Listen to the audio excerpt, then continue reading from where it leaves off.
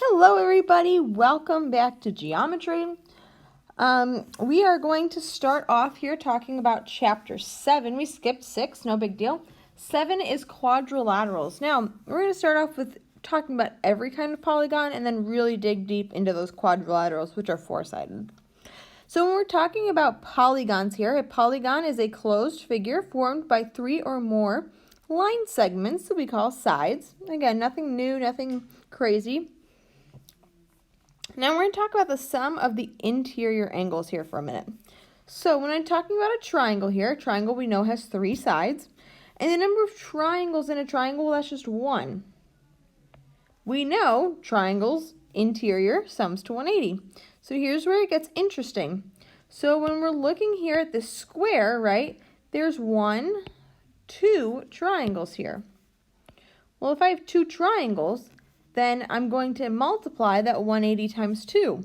So that gets me to 360. Same thing with the pentagon. We've got 3 triangles listed there.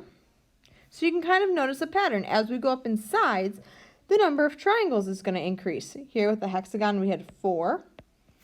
And then here, 5, 6, 7, and 8. Now, if you notice here,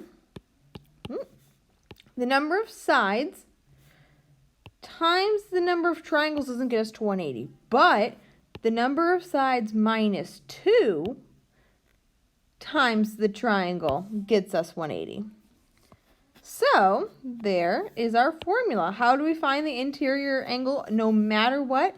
We're going to take the number of sides, subtract that from 2, multiply that times 180, and that gets us to the interior angle sum.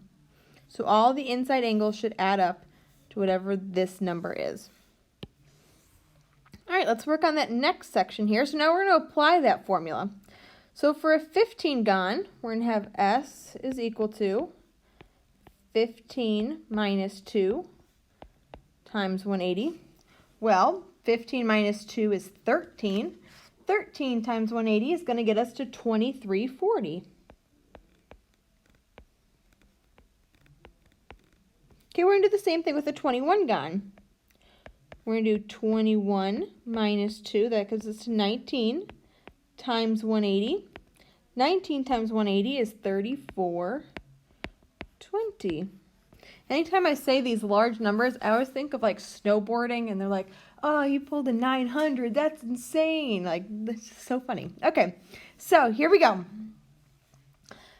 What is a regular polygon? So this is something that we kind of talked about a while ago in second and first semester, but just as a refresher, a regular polygon is one in which all of the sides and all the angles are the same.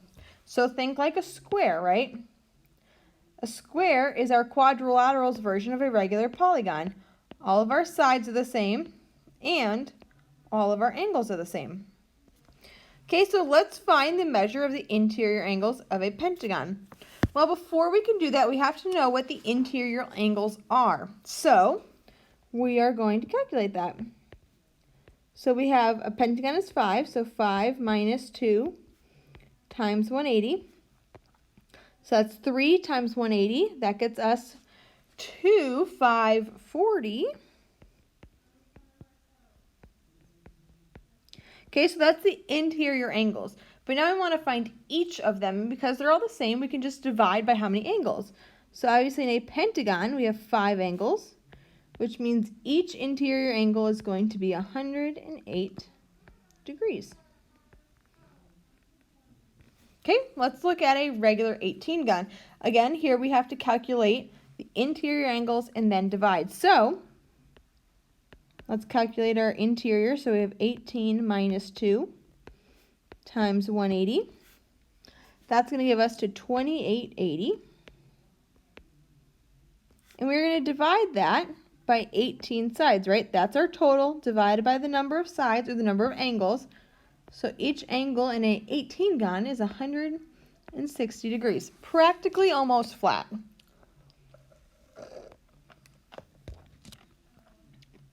So here we're going to do a little bit of exploration. We're going to talk about how we can figure out the exterior angles.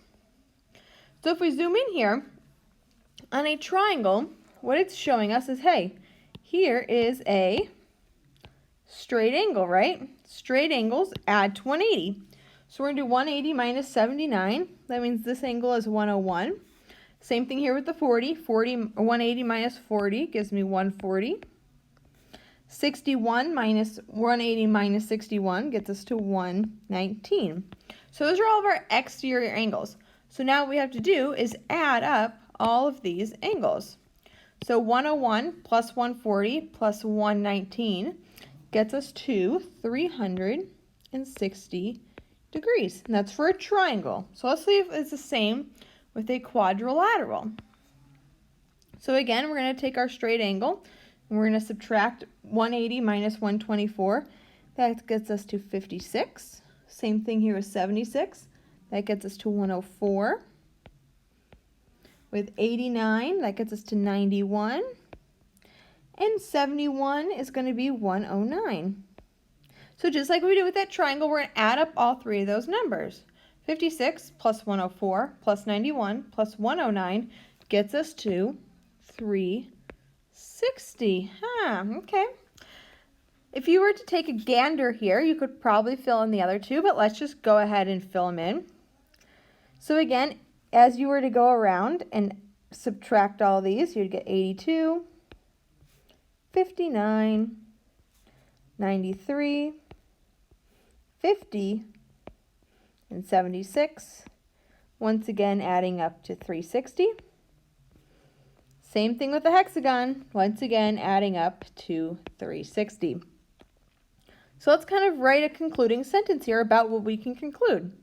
So for me, I'm going to write the sum of all exterior angles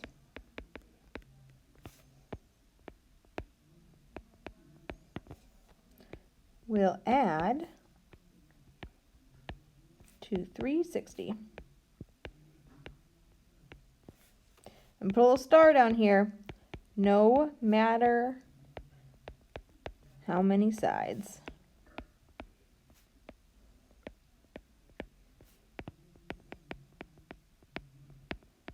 Alrighty, so let's dig into some of these questions here at the end. So it's asking, what is the measure of each exterior angle of a regular hexagon? Okay, so each exterior angle, well, we know all of our exterior angles are 360. And a hexagon here has 7 or 6 sides. So 360 divided by 6 gets me 60. What is the measure of each exterior angle of a 24gon? Well, once again, we know they sum to 360. So we're going to divide that by 24, the number of angles, which will give us each individual angle of 15 degrees. The exterior angle of a regular polygon is 12.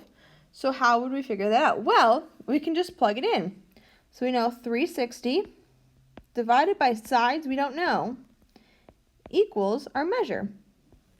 So I'm going to solve this by multiplying both sides by s. So that gets me 360 equals 12s. Then I'm going to divide by 12, which leaves me with the final answer of the number of sides is equal to 30gon. Fancy. Okay, we're going to do the same thing for number 10. So we're going to do 360 divided by I don't know how many sides with my exterior angles equal to 40. Again, multiply both sides by s. So that gets me 360 equals 40s. Divide both sides by 40. So a final number of sides is 9, which if you remember from our previous page, we call a nonagon. All right, friends, that is it for today's notes. If you've got any questions, please let me know. Bye.